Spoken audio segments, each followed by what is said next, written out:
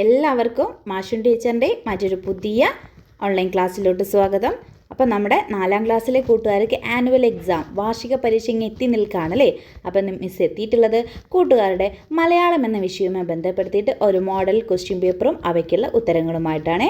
Okay മക്കളെ, അപ്പം ഈ ഒരു മോഡൽ ക്വസ്റ്റ്യൻസ് ഒക്കെ ആയിരിക്കും ഈ വർഷവും കൂട്ടുകാർക്ക് നിങ്ങളുടെ ആനുവൽ എക്സാമുമായി റിലേറ്റ് ചെയ്ത് ചോദിക്കേണ്ടായിരിക്കുക.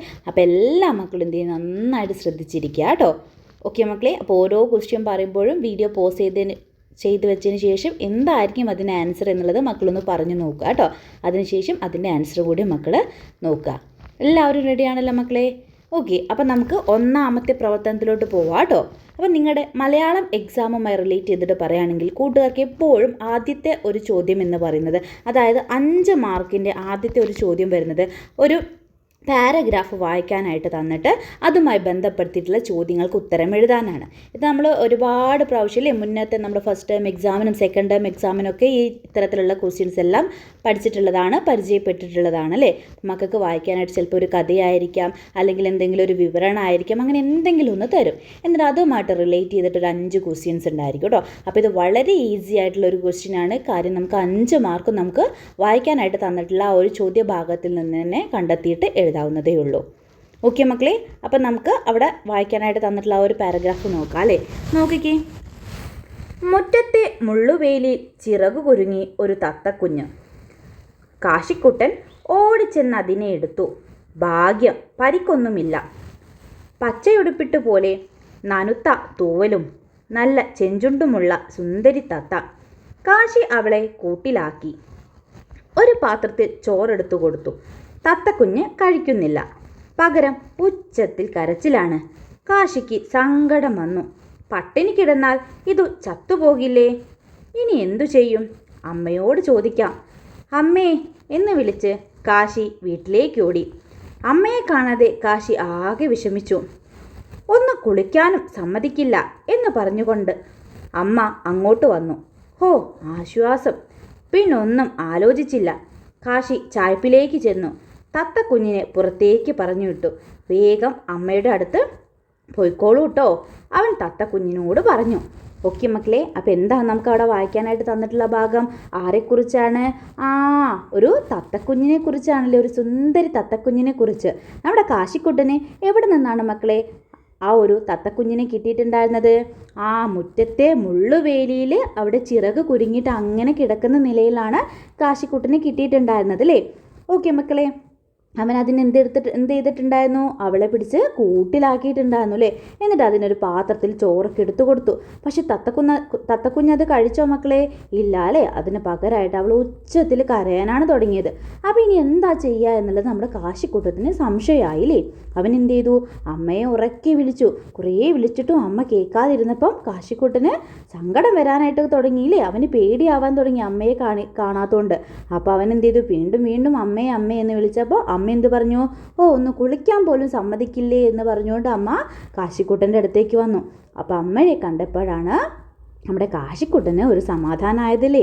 അപ്പം തന്നെ അവൻ എന്ത് ചെയ്തു? വേഗം ചായ്പിലേക്ക് ഓടിയിട്ട് തത്തക്കുഞ്ഞിനെ തുറന്നു വിടുകയാണ് ചെയ്തത്. എന്നിട്ട് അവനോട് എന്താണ് പറഞ്ഞത്? വേഗം അമ്മയുടെ അടുത്തേക്ക് പോയിക്കോന്ന്. എന്തുകൊണ്ടാണ് മക്കളെ കാശിക്കുട്ടൻ അവിടെ അങ്ങനെ പറയാൻ കാരണം? കുറച്ച് സമയം കാശിക്കുട്ടന് അവൻ്റെ അമ്മയെ കാണാതായപ്പോൾ സങ്കടം വന്നുല്ലേ. അവൻ പേടിച്ചു പോയിട്ടുണ്ടായിരുന്നു. അപ്പോൾ അതുപോലെ തന്നെ തത്തക്കുഞ്ഞിനും അവളുടെ അമ്മയും അച്ഛനെയും കാണാതെ വിഷമമായിട്ടുണ്ടായിരിക്കും എന്നത് ഓർത്തായിരിക്കാം ഒരു പക്ഷേ നമ്മുടെ കാശിക്കുട്ടൻ എന്ത് ചെയ്തിട്ടുണ്ടായിരിക്കുക? തത്തക്കുഞ്ഞിനെ തുറന്നു വിട്ടിട്ടുണ്ടായിരിക്കാം. ഓക്കെ, അപ്പോൾ ഇതാണ് നമുക്ക് വായിക്കാനായിട്ട് തന്നിട്ടുള്ള ഭാഗം അല്ലേ. ഇനി നമുക്ക് ചോദ്യത്തിലോട്ട് പോയാലോ മക്കളെ. ഒന്നാമത്തെ ക്വസ്റ്റ്യൻ ഇതാണ്. കാശിക്ക് കിട്ടിയ തത്തക്കുഞ്ഞിൻ്റെ പ്രത്യേകതകൾ എന്തെല്ലാം എന്നാണ് ചോദിച്ചത്. എന്തൊക്കെയാണ് മക്കളെ നമ്മുടെ തത്തക്കുഞ്ഞിൻ്റെ പ്രത്യേകതകൾ? നമുക്കിവിടെ തന്നിട്ടുണ്ട്. ഇവിടെ നോക്കിക്കേ. പച്ചയുടുപ്പിട്ട പോലെ നനുത്ത തൂവലും നല്ല ചെഞ്ചുണ്ടുമുള്ള സുന്ദരി തത്ത. നോക്കിക്കേ മക്കളെ, അപ്പം നമുക്ക് ആൻസർ എങ്ങനെ എഴുതാം? പച്ചയുടുപ്പിട്ട പോലെ നനുത്ത തൂവലും നല്ല ചെഞ്ചുണ്ടുമുള്ള സുന്ദരി തത്ത. ഇത് നമുക്ക് വായിക്കാനായിട്ട് തന്നിട്ടുള്ള പാരഗ്രാഫിൽ ഉണ്ടായിരുന്നല്ലോ. ഓക്കെ, ഇനി നെക്സ്റ്റ് ക്വസ്റ്റ്യൻ നോക്കിക്കേ. B question. തത്തക്കുഞ്ഞ് ഭക്ഷണം കഴിക്കാത്തതിന് കാരണം എന്തായിരിക്കും മക്കളെ നമ്മുടെ തത്തക്കുഞ്ഞ് ഭക്ഷണം കഴിക്കാത്തതിന് കാരണം? നമ്മളിപ്പം പറഞ്ഞൂലേ, തത്തക്കുഞ്ഞിൻ്റെ അമ്മയെ കാണാത്തത് കൊണ്ടായിരിക്കാം ഒരു പക്ഷേ അവൾ ഭക്ഷണം കഴിക്കാത്തത്. ഇത് നമുക്ക് ആ ഒരു പാരഗ്രാഫ് വായിച്ചാൽ മനസ്സിലാവുന്ന കാര്യമേ ഉള്ളൂ അല്ലേ. ഓക്കെ, നെക്സ്റ്റ് ക്വസ്റ്റ്യൻ നോക്കിക്കേ മക്കളെ. മാതൃക നോക്കി പൂരിപ്പിക്കുക. മുള്ളുവേലി, മുള്ളുകൊണ്ടുള്ള വേലി. അപ്പോൾ തത്തക്കുഞ്ഞ് അതുപോലെ തന്നെ വെള്ളിക്കരണ്ടി ഇവ രണ്ടും മുകളിൽ തന്ന ആ ഒരു മാതൃക നോക്കിയിട്ട് അതേപോലെ എഴുതണം. മുള്ളുവേലി നമ്മൾ എങ്ങനെ എഴുതി? മുള്ളുകൊണ്ടുള്ള വേലി എന്ന് എഴുതിയില്ലേ. അപ്പം നമുക്ക് തത്തക്കുഞ്ഞ് എങ്ങനെ എഴുതാം? തത്തയുടെ കുഞ്ഞാണെന്ത്? തത്തക്കുഞ്ഞ് എന്ന് പറയുന്നത്. ഇനി വെള്ളിക്കരണ്ടി എന്ന് പറഞ്ഞാൽ എന്താ മക്കളെ? വെള്ളി കൊണ്ടുള്ള കരണ്ടി. മനസ്സിലായോ?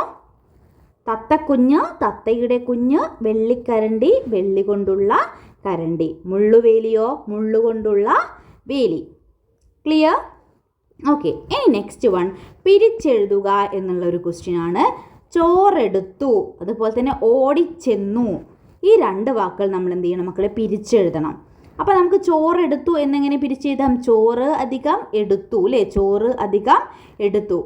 അതുപോലെ ഓടിച്ചെന്നു എന്നുള്ളത് ഓടി അധികം ചെന്നു അല്ലേ? ഓടി പ്ലസ് ചെന്നു, ഓടിച്ചെന്നു. ചോറ് പ്ലസ് എടുത്തു, ചോറെടുത്തു. ക്ലിയർ? അപ്പോൾ ഇങ്ങനെ നമുക്ക് പിരിച്ചെഴുതാനായിട്ടുള്ള ചോദ്യം ഇത്തരത്തിൽ ഈ ഒരു പാരഗ്രാഫ് തന്നിട്ട് അത് വായിച്ച് ക്വസ്റ്റ്യൻ എഴുതാനായിട്ട് ചോദിക്കുമ്പോൾ അതിലൊരു ക്വസ്റ്റ്യൻ ഇതുപോലെ പിരിച്ചെഴുതാനോ ചേർത്ത് എഴുതാനോ ആയിരിക്കും. ഓർത്ത് വെക്കുക കേട്ടോ മക്കളെ. ഇനി നമുക്കതിൽ മറ്റൊരു ക്വസ്റ്റ്യൻ കൂടിയുണ്ട്. എന്തു കാര്യം തിരിച്ചറിഞ്ഞത് കൊണ്ടാണ് കാശി തത്തക്കുഞ്ഞിനെ പറത്തിവിട്ടത്? എന്ത് കാര്യം തിരിച്ചറിഞ്ഞത് കൊണ്ടാണ് മക്കളെ? നോക്കിക്കേ. തത്തക്കുഞ്ഞിന് സ്വാതന്ത്ര്യത്തോടെ പറന്നു നടക്കാനും അതിൻ്റെ അമ്മയുടെ അടുത്തെത്താനും ആഗ്രഹമുണ്ട് എന്ന് തിരിച്ചറിഞ്ഞത് കൊണ്ടാണ് കാശി അതിനെ പറത്തിവിട്ടത്. അല്ലേ മക്കളെ? തത്തക്കുഞ്ഞിന് പറന്ന് നടക്കാനുള്ള സ്വാതന്ത്ര്യമുണ്ട് അല്ലേ? അതുപോലെ തന്നെ അതിൻ്റെ അമ്മയുടെയും അച്ഛൻ്റെയും അടുത്തൊക്കെ എത്താനായിട്ട് അതിന് ആഗ്രഹം ഉണ്ടായിരിക്കും.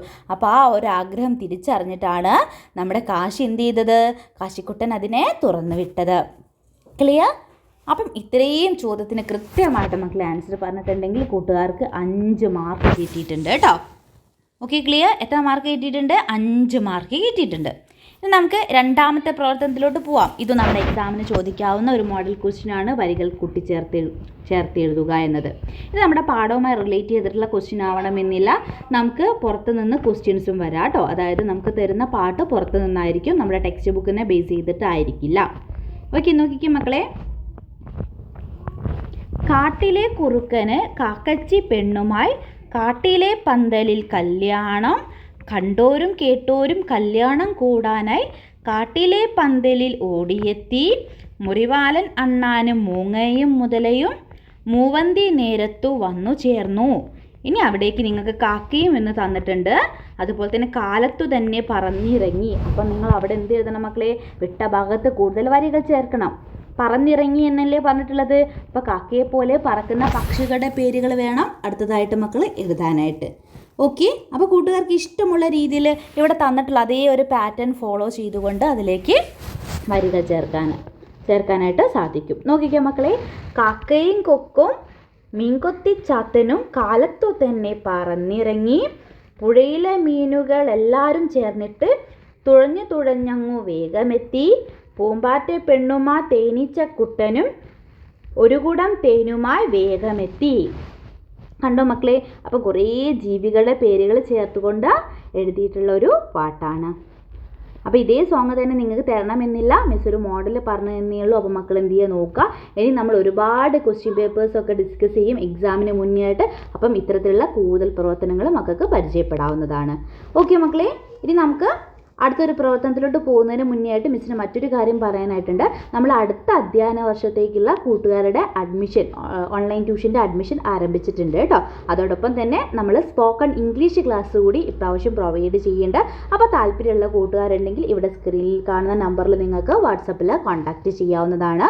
ആദ്യം അഡ്മിഷൻ എടുക്കുന്ന 100 പേർക്ക് മന്ത്ലി വെറും 100 രൂപ മാത്രമാണ് ഫീസ് വരുന്നത് കേട്ടോ. അപ്പോൾ ഒട്ടും തന്നെ അവസരം പാഴാക്കേണ്ട. വേഗം തന്നെ നമുക്ക് അടുത്ത വർഷത്തേക്കുള്ള അഡ്മിഷനായിട്ട് മക്കൾക്ക് രജിസ്റ്റർ ചെയ്യാവുന്നതാണ് കേട്ടോ. ഓക്കെ മക്കളെ, അപ്പോൾ നമുക്ക് അടുത്ത പ്രവർത്തനം നോക്കാം. 3ാമത്തെ പ്രവർത്തനമാണ് സംഭാഷണം പൂർത്തിയാക്കുക. എപ്പോഴും നമ്മുടെ എക്സാമിന് ചോദിച്ച് കാണുന്ന ഒരു ക്വസ്റ്റ്യനാണ് സംഭാഷണം പൂർത്തിയാക്കുക. നോക്കിക്കേ മക്കളെ. സംസ്ഥാന കായികോത്സവത്തിൽ ഓട്ട മത്സരത്തിന് 1ാം സ്ഥാനം നേടിയ വൈഷ്ണവുമായി നവകേരളം ചാനലിലെ മുത്തുമണി നടത്തിയ അഭിമുഖ സംഭാഷണം പൂർത്തിയാക്കുക. അപ്പം നമുക്ക് അഭിമുഖ സംഭാഷണമാണ് ഇവിടെ പൂർത്തിയാക്കാനായിട്ടുള്ളത് കേട്ടോ. ആരൊക്കെ തമ്മിലാണ്? നമ്മുടെ സംസ്ഥാന കായികോത്സവത്തിൽ ഓട്ട മത്സരത്തിൽ 1ാം സ്ഥാനം നേടിയ വൈഷ്ണവും അതുപോലെ തന്നെ നമ്മുടെ ചാനലിലുള്ള മുത്തുമണിയും തമ്മിലുള്ള ഒരു അഭിമുഖ സംഭാഷണമാണ് പൂർത്തിയാക്കേണ്ടത്. അപ്പോൾ അതിൽ കുറച്ച് കാര്യങ്ങളൊക്കെ നമുക്ക് അവിടെ തന്നിട്ടുണ്ട്. വിട്ടുപോയ ഭാഗം മാത്രം മക്കൾ കംപ്ലീറ്റ് ചെയ്താൽ മതി. നോക്കിക്കേ മക്കളെ, ആദ്യം മുത്തുമണിയാണ് ചോദിക്കുന്നത്, ഈ വലിയ വിജയത്തിൽ വൈഷ്ണവിന് എന്ത് തോന്നുന്നു? അപ്പോൾ എന്താണ് മക്കളെ വൈഷ്ണവ് മറുപടി പറയാ? നോക്കിക്കേ, അഭിമാനവും സന്തോഷവുമുണ്ട്. എനിക്ക് പ്രേരകശക്തിയായവരോട് കടപ്പാടുമുണ്ട്. അല്ലേ, എനിക്ക് ഒരുപാട് സന്തോഷം. ഇനി കൂട്ടുകാർക്ക് നിങ്ങളുടേതായിട്ടുള്ള രീതിയിൽ വേണമെങ്കിൽ അങ്ങനെ എഴുതാട്ടോ. മിസ് ഒരു എക്സാമ്പിൾ തന്നിട്ടേ ഉള്ളൂ. നിങ്ങൾക്ക് പറ്റുന്ന രീതിയിൽ സിമ്പിൾ വാക്യങ്ങൾ ഉപയോഗിച്ചുകൊണ്ട് മക്കൾ എഴുതാനായിട്ട് നോക്കുക കേട്ടോ. ഓക്കെ, അപ്പോൾ മുത്തുമണി ചോദിക്കുകയാണ്, ആരൊക്കെയാണ് വൈഷ്ണവിന് പ്രോത്സാഹനം നൽകിയത്? അപ്പോൾ വൈഷ്ണവ് പറയാണ്, എൻ്റെ മാതാപിതാക്കളും സ്കൂളിലെ അധ്യാപകരും എൻ്റെ സുഹൃത്തുക്കളും. പിന്നെ മുത്തുമണി എന്താണ് പറയുന്നത്? നമുക്കിവിടെ തന്നിട്ടുണ്ടേ, നോക്കിക്കേ, വൈഷ്ണവിൻ്റെ വിജയത്തിൽ അവരെന്തു പറയുന്നു? അപ്പോൾ വൈഷ്ണവ് എന്താണ് പറയുന്നത്? എല്ലാവരും വലിയ സന്തോഷത്തിലാണ്. അവരുടെ പ്രതീക്ഷയ്ക്കൊത്ത് ഞാൻ ഉയർന്നു. എൻ്റെ കഴിവിൻ്റെ പരമാവധി ഞാൻ പ്രയത്നിച്ചു. അപ്പോൾ മുത്തുമണി എന്ത് പറയാണ്? വൈഷ്ണവിൻ്റെ എല്ലാ സ്വപ്നങ്ങളും പൂവണിയട്ടെ എന്ന് ആശംസിക്കുന്നു. ഞങ്ങളോട് സംസാരിച്ചതിന് നന്ദി. അല്ലേ, ഇത് നമുക്കൊരു അഭിമുഖ സംഭാഷണം ആയതുകൊണ്ടാണ് ഇങ്ങനെ അവസാനം ഞങ്ങളോട് സംസാരിച്ചതിന് നന്ദി എന്നൊക്കെ പറഞ്ഞ രീതിയിൽ നമ്മൾ കൺക്ലൂഡ് ചെയ്തിട്ടുള്ളത്. Okay, clear? അപ്പോൾ നോർമൽ സംഭാഷണം ആയെങ്കിൽ നമ്മൾ എന്ത് പറയും? ബായ് അല്ലെങ്കിൽ താങ്ക്സ് ഒക്കെ പറഞ്ഞിട്ടാണ് നമ്മൾ എന്ത് ചെയ്യുക? പിരിഞ്ഞു പോവുക. അല്ലേ? ഓക്കെ, അപ്പോൾ അത് ഓരോ സിറ്റുവേഷൻ അനുസരിച്ച് നമ്മൾ സംഭാഷണത്തിൻ്റെ രൂപത്തിൽ മാറ്റേണ്ടായിരിക്കും. അപ്പോൾ അത് മക്കൾ നോക്കുക കേട്ടോ. ഓക്കെ മക്കളെ, ഇനി നമുക്ക് 4ാമത്തെ പ്രവർത്തനം നോക്കാം. 4A ആണ്. 2 പാർട്ടുണ്ട്, A B എന്ന് പറഞ്ഞിട്ട് 2 ഉണ്ടാവും. 2 ഉണ്ടായിരിക്കും. അതിൽ മക്കൾ ഏതെങ്കിലും ഒന്ന് ചൂസ് ചെയ്ത് എഴുതാൽ മതിയാവും കേട്ടോ. ഓക്കെ, വിവരണം തയ്യാറാക്കുക. നാളെ സ്കൂളിൽ നിന്ന് ടൂർ പോവുകയാണ്. വിനോദിന് രാത്രി കിടന്നിട്ട് ഉറക്കം വരുന്നില്ല. എന്തെല്ലാം കാഴ്ചകളായിരിക്കും! മൃഗശാല, കടൽ, മ്യൂസിയം, കൂട്ടുകാരെല്ലാം കൂടി നല്ല രസമായിരിക്കും. പാതി മയക്കത്തിൽ തനിക്ക് ചിറക് മുളയ്ക്കുന്നത് പോലെ സ്വപ്നത്തിൽ വിനോദ് ആകാശത്തേക്ക് പറന്നു. വിനോദ് കണ്ട സ്വപ്നത്തെക്കുറിച്ചുള്ള വിവരണം തയ്യാറാക്കൂ എന്നാണ് പറഞ്ഞത്. അപ്പോൾ ആരുടെ സ്വപ്നമാണ്? വിനോദ് കണ്ട സ്വപ്നമാണല്ലേ, അതിനെക്കുറിച്ചിട്ടാണ് മക്കളെടുത്ത് വിവരണം തയ്യാറാക്കാനായി പറഞ്ഞിട്ടുള്ളത്. അപ്പോൾ വിനോദ് സ്കൂളിൽ നിന്ന് അടുത്ത ദിവസം ടൂറ് പോവുകയാണല്ലേ. അപ്പം എന്തൊക്കെ കാഴ്ചകളായിരിക്കും നാളെ അവൻ കാണുക? കൂട്ടുകാരോടൊപ്പം ചേർന്ന് എല്ലാം നല്ല രസമായിരിക്കുമെന്നൊക്കെ ഓർത്ത് അവൻ അങ്ങനെ കിടന്നതായിരുന്നു അല്ലേ. ആ സമയത്താണ് അവന് സ്വപ്നം കാണുന്നത്. ഓക്കെ മക്കളെ, നമുക്ക് എന്തൊക്കെ ഉൾപ്പെടുത്താം? നോക്കിക്കേ, പറന്നു ഞാൻ കടലിന് മുകളിലെത്തി. തിരമാല അടിച്ചുയർന്നു. വെള്ളം പതഞ്ഞ് കരയിലേക്ക് അടിച്ചു കയറുന്നു. കുട്ടികൾ കടൽ വെള്ളത്തിൽ ചാടി മറിഞ്ഞു കളിക്കുന്നു. ബലൂണുകളും പട്ടങ്ങളുമെല്ലാം ആകാശത്തുകൂടി പറന്നു കളിക്കുന്നു. ആരാണ് നൂലിൻ്റെ അറ്റം പിടിച്ചിരിക്കുന്നതെന്നറിയാൻ പോലും കഴിയാത്തത്ര പട്ടങ്ങൾ ഉയർന്നു പറക്കുന്നു. അവിടെ നിന്നും പറന്നു ഞാൻ മൃഗശാലയിലാണ് ചെന്നിറങ്ങിയത്. നല്ല തിരക്കാണ്. ടിക്കറ്റ് എടുത്ത് ഞാനും ഉള്ളിൽ കയറി. പലതരം പക്ഷികളെയാണ് ആദ്യം കണ്ടത്. ദേശാടന പക്ഷികളും മയിലും എല്ലാം ഇഷ്ടം പോലെ വിഹരിച്ചു നടക്കുന്നു. വന്യമൃഗങ്ങളെ കാണാനായി ഞാൻ നടന്നു.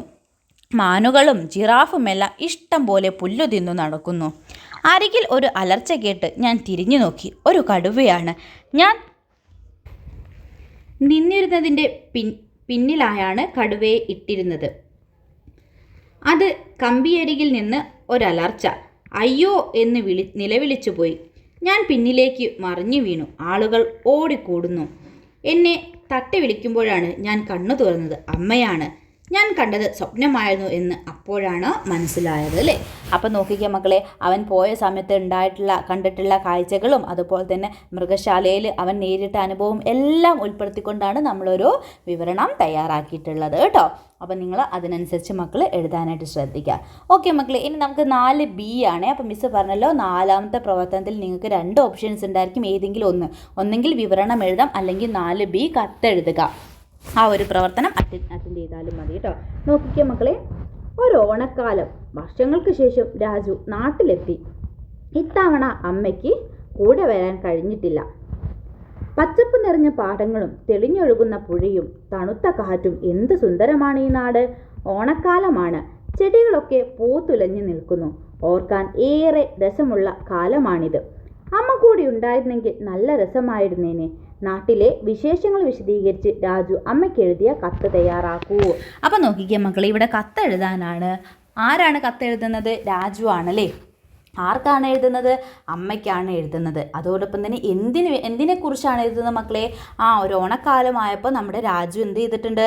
നാട്ടിലെത്തിയിട്ടുണ്ടല്ലോ. അപ്പം നാട്ടിലെ വിശേഷങ്ങളെല്ലാം പറഞ്ഞുകൊണ്ട് നാട്ടിലെ പച്ചപ്പ് നിറഞ്ഞ പാടങ്ങളും തെളിഞ്ഞൊഴുകുന്ന പുഴയെക്കുറിച്ചും തണുത്ത കാറ്റിനെക്കുറിച്ചൊക്കെ നമ്മുടെ രാജു എന്ത് ചെയ്യാണ്? അവൻ്റെ അമ്മയ്ക്ക് കത്തെഴുതുകയാണ് അല്ലേ. അപ്പം അമ്മ നാട്ടിലേക്ക് എത്തിയിട്ടില്ല. ഈ വിവരങ്ങളെല്ലാം പറഞ്ഞുകൊണ്ട് സുന്ദരമായ നാടിനെക്കുറിച്ചാണ് കത്തെഴുതേണ്ടത്.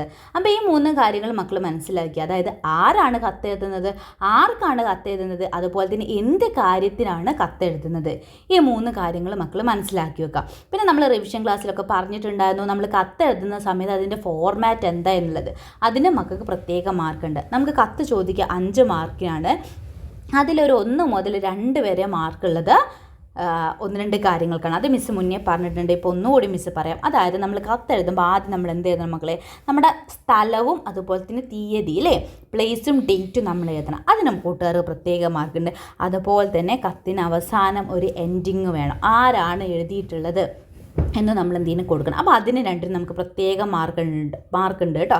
അത് മക്കൾ ശ്രദ്ധിക്കുക. പിന്നെ അതുപോലെ കത്തിനൊരു സ്റ്റാർട്ടിങ് വേണം. ഇവിടെ നോക്കിക്കുക മക്കളെ, പ്രിയപ്പെട്ട അമ്മേ എന്ന് വിളിച്ചുകൊണ്ടാണ് സ്റ്റാർട്ട് ചെയ്യുന്നത് അല്ലേ.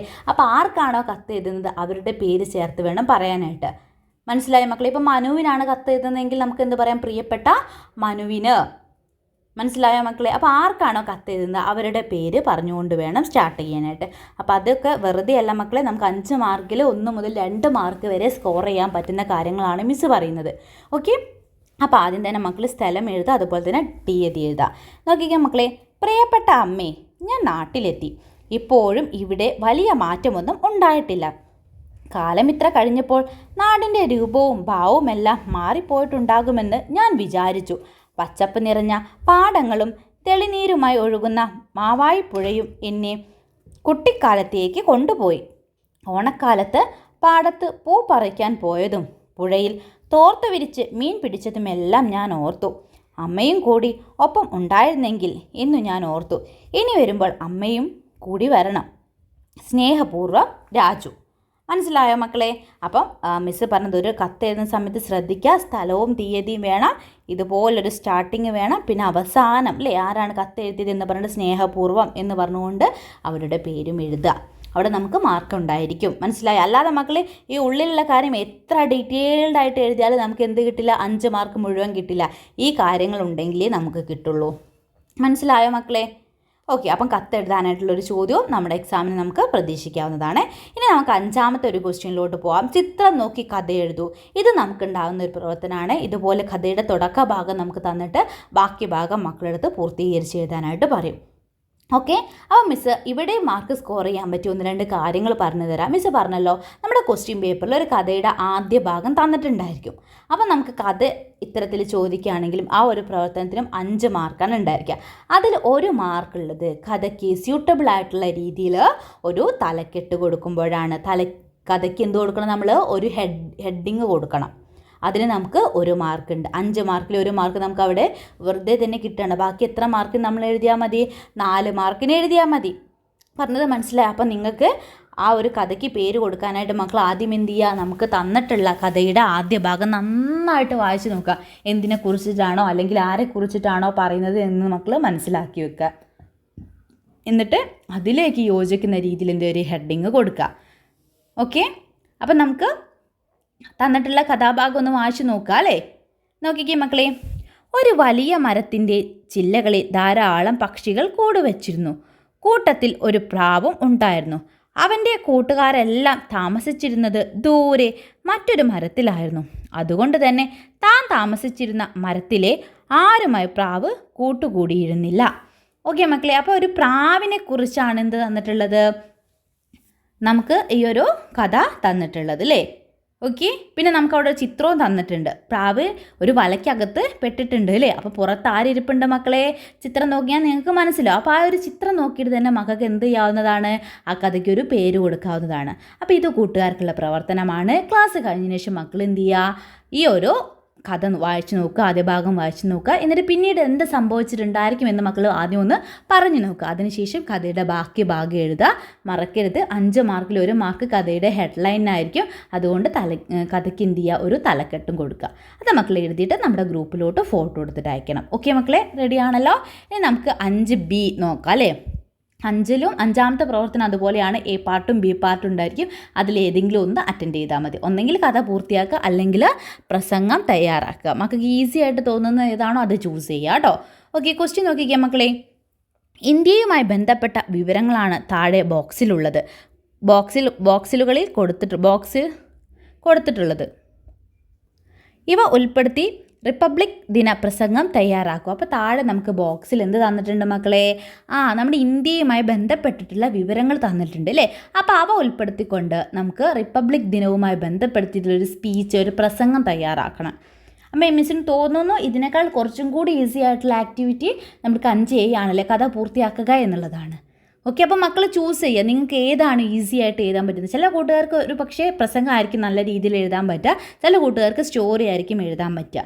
അപ്പോൾ മക്കൾ നോക്കുക, നിങ്ങൾക്ക് ഏറ്റവും ഈസി ആയിട്ട് തോന്നുന്നത് ഏതാണോ ആ പ്രവർത്തനം ചൂസ് ചെയ്യുക. ഓക്കെ, അപ്പോൾ സൂചനകൾ നമുക്ക് തന്നത് വൈവിധ്യങ്ങളുടെ നാട്, വിവിധ ഭാഷകൾ, വിവിധ വേഷങ്ങൾ, നാനാത്വത്തിൽ ഏകത്വം, ബ്രിട്ടീഷ് ഭരണത്തിൽ നിന്ന് മോചിപ്പിക്കാൻ സമരം ചെയ്ത പോരാളികൾ, ഗാന്ധിജി നമ്മുടെ രാഷ്ട്രപിതാവ്, സ്വാതന്ത്ര്യം കാത്തു സൂക്ഷിക്കേണ്ടത് നമ്മുടെ കടമ. ഓക്കെ, അപ്പോൾ ഇത്രയും സൂചനകളാണ് തന്നിട്ടുള്ളത്. അത് വെച്ചിട്ട് നമ്മൾ എന്ത് ചെയ്യണം, ഒരു പ്രസംഗം തയ്യാറാക്കണം. നോക്കിക്കേ മകളെ, പ്രസംഗം തുടങ്ങുന്ന സമയത്ത് പ്രസംഗത്തിന് നമുക്ക് 5 മാർക്കായിരിക്കും. ഈ മാന്യ സദസ്സിന് നമസ്കാരം അല്ലേ, അവിടെ നമ്മൾ എന്ത് ചെയ്യാണ്, ഒരു സ്റ്റാർട്ടിങ് ഉണ്ട്, ആ ഒരു സംഗതിക്ക് നമുക്ക് അവിടെ ഒരു മാർക്ക് വരുന്നുണ്ട് കേട്ടോ. അത് മക്കൾ നോക്കുക. നോക്കിക്കേ, മാന്യ സദസ്സിന് നമസ്കാരം. കേവലം കുറേ ഭൂമി മാത്രമല്ല ഭാരതം, അനേകായിരം ആണ്ടുകളിലെ അനുഭവ സമന്വയമാണത്. തലമുറകളായി പകർന്നു പോന്ന ആ അനുഭവ സമ്പത്തിനെയാണ് നാം ഇന്ത്യൻ സംസ്കാരം എന്ന് വിളിക്കുന്നത്. നാനാത്വത്തിൽ ഏകത്വമാണ് ഈ സംസ്കാരത്തിൻ്റെ അടിത്തറ. ഒരു പൂന്തോട്ടത്തിലെ പല നിറങ്ങളിലുള്ള പുഷ്പങ്ങളെ പോലെ വൈവിധ്യം നിറഞ്ഞതാണ് ഇന്ത്യൻ സംസ്കാരം. പലതരം ഭാഷകൾ, പലതരം വേഷങ്ങൾ, പലതരം ആഹാര രീതികൾ എല്ലാം ഒത്തൊരുമിക്കുന്ന മനോഹരമായൊരു പൂന്തോട്ടം. ഇവിടെ കച്ചവടത്തിന് വന്ന വിദേശീയരെ നമ്മളിൽ ഒരാളായാണ് ഭാരതീയർ പരിഗണിച്ചത്. വിരുന്നുകാരായി എത്തിയ അവർ പിന്നീട് വീട്ടുകാരായി മാറി. അവർ വീട്ടിലുള്ളവരെ പരസ്പരം ഭിന്നിപ്പിച്ച് വീടിൻ്റെ അധികാരികളായി മാറി. ഇന്ത്യയുടെ ഭൂരിഭാഗം പ്രദേശങ്ങളും ആയുധബലത്തിലൂടെ അവർ സ്വന്തമാക്കി. ഭാരതീയർ ഭാരതത്തിൽ അന്യരെ പോലെ കഴിയേണ്ടി വന്നത് 150ഓളം വർഷമാണ്. അക്കാലം അത്രയും അവർ സ്വന്തം ലാഭത്തിനു വേണ്ടി ഇന്ത്യയെ ഉപയോഗപ്പെടുത്തി. ഇവിടുത്തെ സകലതും കൊള്ളയടിച്ച് സ്വന്തം രാജ്യത്തേക്ക് കൊണ്ടുപോയി. ലക്ഷക്കണക്കിന് ഇന്ത്യക്കാർ ആഹാരം കിട്ടാതെ മരണമടഞ്ഞു. ഇക്കാലത്താണ് അസാധാരണനായ ഒരു വ്യക്തി അവരുടെ ഇടയിൽ പ്രത്യക്ഷപ്പെട്ടത്. ആളെ നേരിൽ കണ്ടിട്ടില്ലെങ്കിലും ഗാന്ധി എന്ന് നിങ്ങൾ കേട്ടു കാണും. അതിശക്തമായ ബ്രിട്ടീഷ് സാമ്രാജ്യത്വത്തിനെതിരെ സമ്പത്തും ധൈര്യവും ആയുധങ്ങളും ഒന്നുമില്ലാതെ എങ്ങനെ വിജയം വരിക്കാമെന്ന് അദ്ദേഹം കാണിച്ചു തന്നു. അനേകായിരം ഇന്ത്യക്കാർ ആ വഴി പിന്തുടർന്നു. ജവഹർലാൽ നെഹ്റു, മൗലാന അബ്ദുൽ കലാം ആസാദ്, സർദാർ വല്ലഭായ് പട്ടേൽ, രാജേന്ദ്ര പ്രസാദ്, സരോജിനി നായിഡു, രാജഗോപാലാചാരി, സുഭാഷ് ചന്ദ്രബോസ് എന്നിവരെയൊക്കെ അവരിൽ ചിലരായിരുന്നു. രാജ്യസ്നേഹികളായ അവർ അനുഭവിച്ച ത്യാഗങ്ങൾ, കഷ്ടപ്പാടുകൾ, സഹനങ്ങൾ, അതിൻ്റെയൊക്കെ ആകെ തുകയാണ് നമ്മൾ ഇന്ന് അനുഭവിക്കുന്ന സ്വാതന്ത്ര്യം. ലക്ഷക്കണക്കിന് ആളുകൾ ജീവൻ വെടിഞ്ഞ് സഹനമാർഗങ്ങളിലൂടെ നേടിത്തന്ന ഈ സ്വാതന്ത്ര്യം കാത്തു സൂക്ഷിക്കുക എന്നത് നമ്മുടെ ചുമതലയാണ്. ജയ് ഹിന്ദ്. ഇതിനും നമുക്ക് മാർക്കുണ്ട് കേട്ടോ. അപ്പോൾ ഇതിൽ ഒരുപാട് കാര്യങ്ങൾ മിസ് അവിടെ ഉൾപ്പെടുത്തിയിട്ടുണ്ട്. അപ്പോൾ മക്കൾ അത്ര ഡീറ്റെയിൽഡ് ആയിട്ടൊന്നും എഴുതിയിട്ടില്ലെങ്കിൽ നമ്മുടെ സൂചനകളിൽ പറഞ്ഞിട്ടുള്ള ഈ കാര്യങ്ങളെല്ലാം ഉൾപ്പെടുത്തിക്കൊണ്ട് മക്കൾ എഴുതാനായിട്ട് നോക്കുക. ഓക്കെ, അപ്പോൾ ഇന്ത്യയുമായി ബന്ധപ്പെടുത്തിയിട്ടുള്ളൊരു സ്പീച്ചായിരുന്നു നമ്മുടെ അടുത്ത് ചോദിച്ചിട്ടുണ്ടായിരുന്നത്. ഒരു പക്ഷേ ഇതോ അല്ലെങ്കിൽ നമ്മുടെ ടെക്സ്റ്റ് ബുക്കുമായിട്ട് റിലേറ്റ് ചെയ്തിട്ടുള്ള ഏതെങ്കിലും ഒരു ടോപ്പിക്കിനെ കുറിച്ചൊക്കെ ആയിരിക്കും പ്രസംഗം തയ്യാറാക്കാനായിട്ടുണ്ടായിരിക്കുക. ഓക്കെ മക്കളെ, ക്ലിയർ ആയിട്ടുണ്ടല്ലോ. അപ്പോൾ ഇത്രയാണ് നമ്മൾ ഇന്നത്തെ ക്ലാസ്സിൽ ഡിസ്കസ് ചെയ്യുന്നത് കേട്ടോ. അപ്പോൾ മക്കൾ നന്നായിട്ട് എന്ത് ചെയ്യുക, വീഡിയോസ് കാണാം. അതുപോലെ തന്നെ ഇനിയും ക്വസ്റ്റ്യൻ പേപ്പേഴ്സ് നമുക്ക് വർക്കൗട്ട് ചെയ്യാനുണ്ട്. ഗ്രൂപ്പിലിടുന്ന ക്വസ്റ്റ്യൻസൊക്കെ മക്കൾ എന്ത് ചെയ്യുക, വർക്കൗട്ട് ചെയ്ത് നോക്കുക. ഓക്കെ മക്കളെ, അപ്പോൾ ഇന്നത്തെ ക്ലാസ് ഇത്രയേ ഉള്ളൂ. എല്ലാ മക്കളും നന്നായിട്ട് തന്നെ എക്സാമിന് വേണ്ടിയിട്ട് തയ്യാറെടുക്കുക കേട്ടോ. മറ്റൊരു ക്ലാസ്സുമായിട്ട് നമുക്ക് അടുത്ത ദിവസം വീണ്ടും കാണാം.